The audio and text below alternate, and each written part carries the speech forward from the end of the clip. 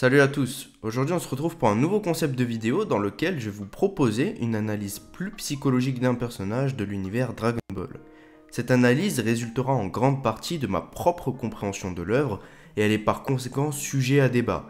Si vous avez une vision différente ou vous souhaitez compléter mes différentes idées, je vous laisse donc vous exprimer dans l'espace commentaire.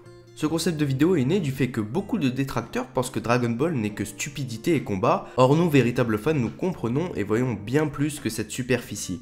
Derrière des power-ups et des simplicités, nous comprenons et recevons des leçons de morale et des valeurs au travers d'une histoire riche et de personnages tous plus marquants les uns que les autres.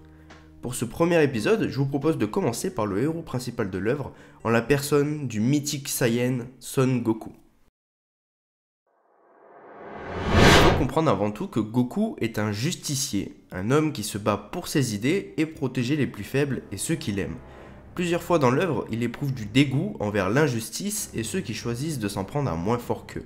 Cela passe notamment par son plus grand ennemi, Freezer, personnage aux antipodes de notre héros, avide de puissance comme notre héros, mais là où Goku la cherche pour devenir de plus en plus protecteur et pour ce plaisir de se sentir meilleur, Freezer la cherche pour détruire et augmenter son statut de dictateur au sein de l'univers. Quand j'entends dire que Son Goku ne se bat pas pour la Terre mais pour lui-même, c'est complètement stupide. Depuis le début, Goku se bat pour la Terre.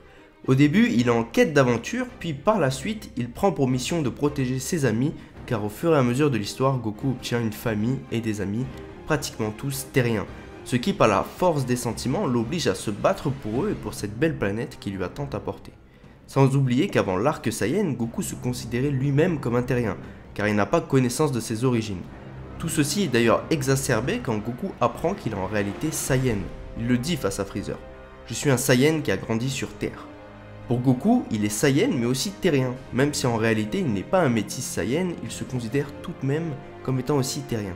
Son envie de se battre pour lui-même intervient lorsque Goku se considère bien assez fort et considère sa propre équipe, composé de ses fils, Piccolo, Vegeta et Trunks entre autres, comme étant suffisamment puissant et assurant ses arrières ainsi que la protection de la planète. Il se bat pour lui désormais car il n'a plus à se soucier de la Terre, étant donné que ses amis et sa famille seront là dans tous les cas pour la protéger. Goku se trouve donc ce nouvel objectif qui prend forme sous la décision de se battre pour le plaisir et le dépassement de soi. Son cœur pur est son plus grand atout car il lui permet de se distinguer des autres. On nous fait comprendre dans l'œuvre que c'est ceux avec la plus grande pureté qui gagnent et ont toujours raison. Même si Goku n'est pas exempté de toute reproche car quelquefois son cœur lui a fait défaut, surtout face à Freezer sur Namek, ce qui l'a empêché de l'éliminer une bonne fois pour toutes. Son cœur pur a en tout cas permis de faire changer des ennemis du passé pour en faire d'incroyables personnages aujourd'hui, notamment avec les personnages légendaires de Piccolo et Vegeta.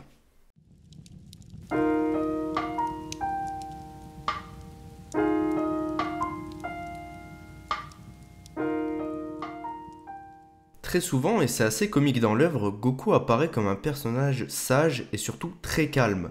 Quand il revient de son entraînement avec Dieu dans le manga, c'est vraiment marquant, je me rappelle quand j'avais lu, c'était quelque chose de fou, on aperçoit vraiment un changement en lui. Son esprit est plus calme et réfléchi, il a même gagné en intelligence je trouve. Aujourd'hui, oui, Goku est vu comme un personnage bête et vraiment candide, mais souvenez-vous que fut un temps, Goku à l'âge de 18 ans était complètement candidat au rôle de Dieu de la Terre. Le Tout-Puissant l'avait envisagé ainsi, et c'est juste Goku qui avait refusé. Si Dieu en était venu à l'idée de Goku comme successeur, c'est bien que Goku est bien plus qu'un personnage débile. Il a des facettes complexes. Goku avait aussi des capacités disparues, d'ailleurs, qui le rendaient vraiment surprenant, et entretenait ce mythe du guerrier calme qui vient et qui sauve la situation. Par là, je parle bien sûr de sa capacité à lire dans les esprits, juste en posant sa main sur la tête d'une personne. Chose qu'il avait fait avec Krillin lors de la saga Namek, et c'était assez surprenant et plutôt stylé.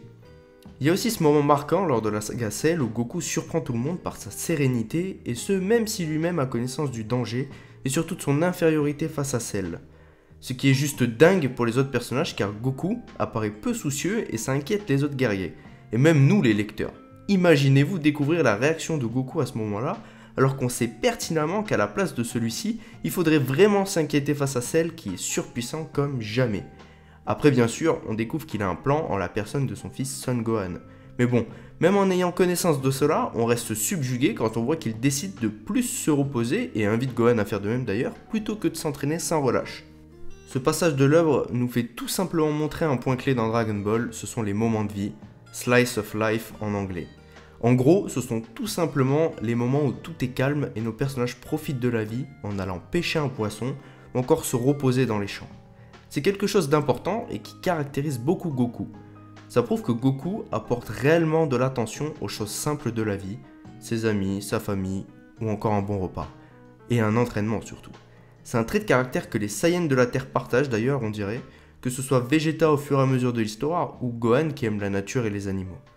La philosophie de Goku, c'est ses proches, du sport et de la nourriture, et c'est vraiment la plus simple et redoutable et efficace des philosophies dans l'œuvre.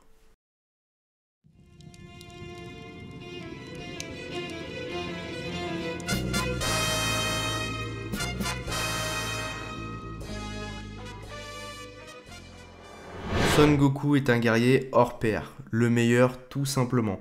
Il n'est jamais en surconfiance et ne se laisse pas distraire. Il est déterminé plus que quiconque quand il veut gagner. Il sait assimiler et personnifier des techniques de combat et les intégrer à son style. Là où des ennemis ont tout simplement copié-collé Goku.